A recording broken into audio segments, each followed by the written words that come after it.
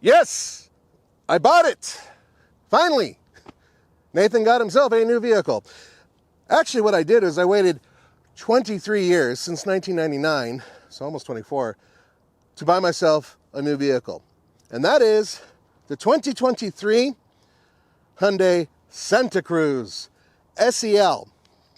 The reason why I wanted to do this video isn't just to brag, but to tell you guys about entry and just over entry-level vehicles, because half of the videos, or more than half, that you see at TFL, especially at TFL Truck, feature top-of-the-line vehicles that are too expensive.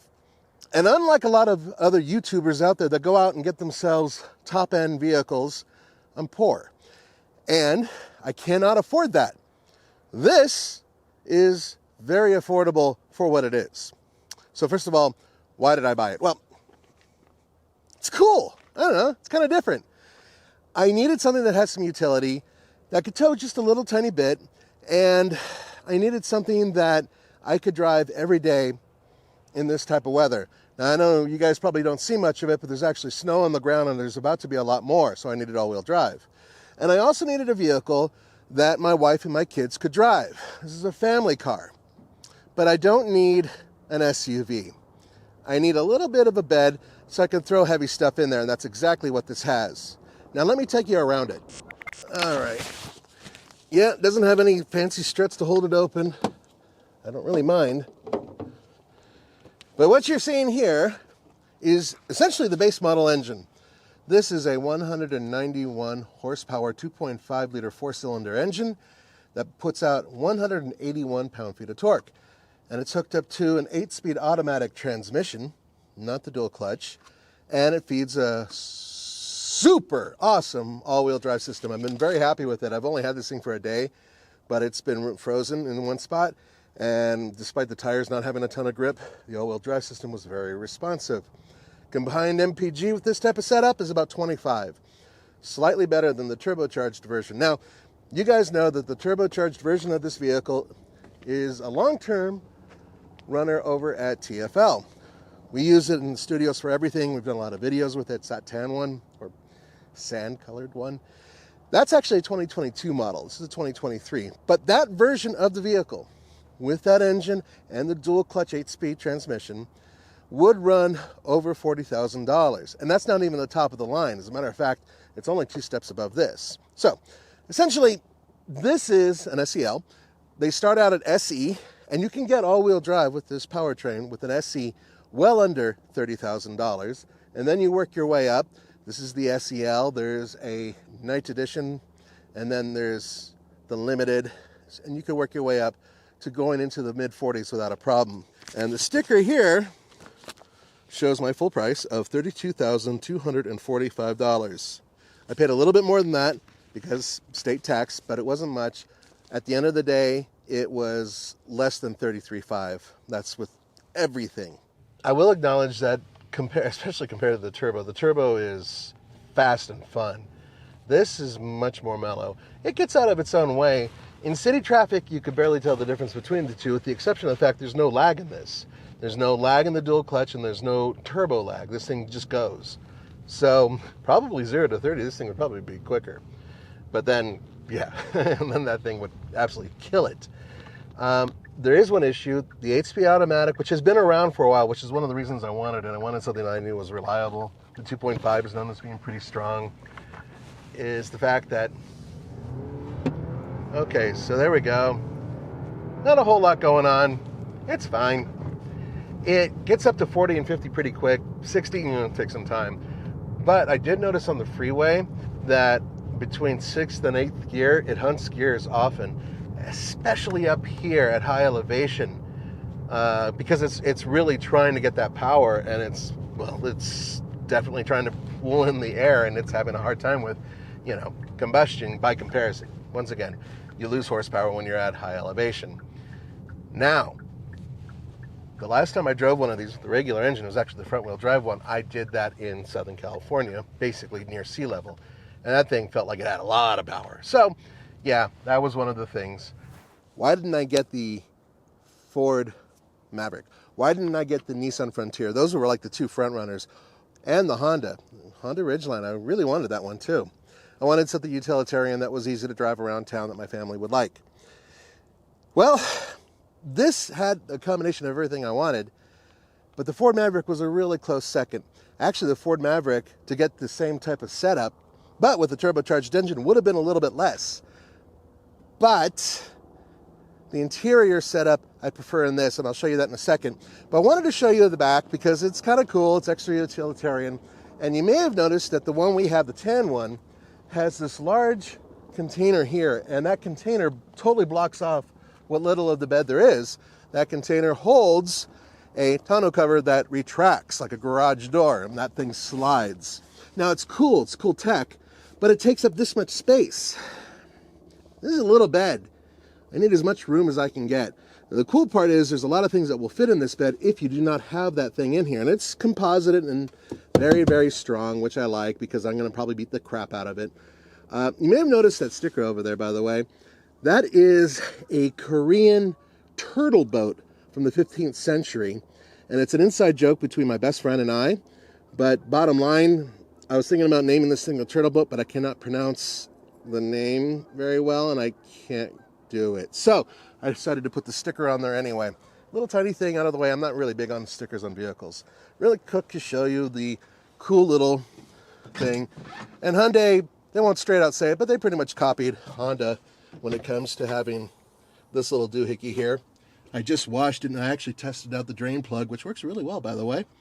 And you can put things in here, beverages with ice. It'll probably end up holding extra components for the road and whatnot. But anyway, about half the size, I would say, of the one that the Honda has, but still very useful. But because it's the base model, I don't have the outlet in the bed, and there are a lot of other goodies on the interior that I didn't get. But the worst part is what happened up top. Now, there's an activity package that costs, I think, $3,200 and change. And that will give you that roll top thing, which I did not want. It'll give you a sunroof, which I really didn't want. And I think it'll give you a sliding rear glass. But the one thing it'll give you that I really did want are roof rails. See how these are flush? Well, the roof rails, they stand up about 1.5 inches to 2 inches high. And that allows you to put on roof racks and everything else, crossbars. This doesn't have it. Now, I talked to a dealer, and he said that they will be coming in. It will be an option. Hopefully, it's something that can be dealer installed or I can install. I'm actually on the Santa Cruz forum, and I've been looking around, and it doesn't look good. But that's the one thing I want, so I can actually use this for my utility and put roof rack on here. So that's probably my biggest disappointment externally. It's interesting. I actually wanted the lesser version, not just because it didn't have that dual clutch, which I dislike, but because of the way the display and this screen react, and also the components around it. These are actually real buttons. See, real buttons, real buttons. I'm not thrilled with these rollers, but at least the rollers and not some sort of weird, almost haptic switch here and here. Steering wheel controls are very good. And then here I have a tiny little screen, which is all I need with this instrumentation. Check this out. I'll fire it up. I love this display and setup. Real switches, nothing special. Really, really like that. This does not have the wireless setup either. This doesn't have any of that. But what it does have is a lock, which allows you 50-50 split front and rear at low speeds. Hill descent control, auto hold, and there is a camera, but really all the camera shows is the back. I'm completely okay with that too. By the way, at high speed, that doesn't do anything. Now, the reason I got the SEL instead of the base model, and I spent a couple grand more, was this right here. The SEL in the 2023 model can give you heated seats. I really wanted that. I don't need anything else. I don't need a heated steering wheel, although that is nice. But the heated seats, boom, right there. No sunroof, nothing else. You have that option between black cloth and gray cloth. I decided to go for the gray. These seats are pretty firm, by the way, which I'm kind of hip to because I'm a big, fat, chunky guy, and having something firm isn't so bad. I think that these seats, and this is why I did this, the seats, the layout, the comfort, and my view all around felt a little bit different and a little bit better inside of this versus the Ford Maverick, which is a fantastic vehicle. My biggest issue with the Maverick is its infotainment screen is angled at a weird way, and it's very small, and it was really glitchy the past few times we've tested them. And my wife, when she got in and out of both vehicles, preferred this one, so that kind of sealed the deal. Am I concerned about the fact that I don't have a frame underneath and I can't tow 5,000, 7,000, 10,000 pounds? Yes. It's kind of a bummer. And I really can't do any off-roading in this. I know we do light off-roading, and that's probably all I would do. But this is a family car, and I will be building my own toys later on that I can take off-road. The United States Army was so interested in the green that I used on this, they've been floating around here all day long. They're jealous. Guys, I've always wanted a green car or truck. Green is my favorite color, so I've always wanted something green. This is known as sage gray, but it's green. Now, what's really interesting is that at the same time, there was a guy online who has one just like this, except I think it's front-wheel drive, and he's on YouTube, and he said it's a similar color to Boba Fett. Now, when he said that, I thought that was really cool, but when this came home, according to my wife, my son said, yeah, it's a similar color to the armor on Boba Fett. So I'm not going to call it Boba, although it would be a pretty cool name. But I dig that. I love the fact that there's some sort of Star Wars tie-in without me even trying. I think it's cool, and I love the color. This does tow 3,500 pounds, and yes, I will be getting a trailer for it, but that trailer will weigh 2,000 pounds or less. My whole point is that you never want to get, if you can avoid it, especially in a little engine like this, you really don't want to stress it. So keeping it 1,000 pounds under its maximum would be a really good idea. I do want to replace the tires before too long. I just find them to be not exactly well suited for what I need it for. I need dirt trails. I do a lot of dirt trails. I fish a lot and camp. And I need something that does well in snow and ice, but can be driven relatively efficiently during the summer. So that whole thing is going to be part of this, the upgrade. Unlike the other guys who keep vehicles for maybe a year or two, that's what we do at TFL Studios, and that's what some of the guys who own vehicles do. I'm going to keep this for a while, provided that I manage not to destroy it. And there will be a couple things I'm going to do to it, but nothing special. Don't expect a lift. Don't expect a snorkel. Don't expect super off-road capability, but there will be some minor things done to it that really need to be done, and I will keep you guys updated on camera. But here's the important part. I bought this vehicle really for about $33,000, pretty much as you see it.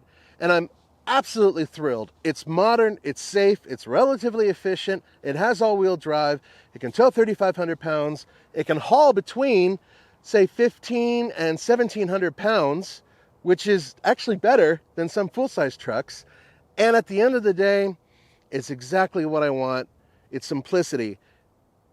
I should say it's more of what I need. If it was what I wanted, it would probably be a Power Wagon, but I just don't want to get a divorce.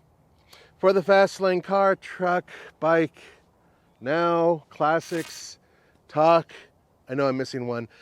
I will see you guys next time. Take care.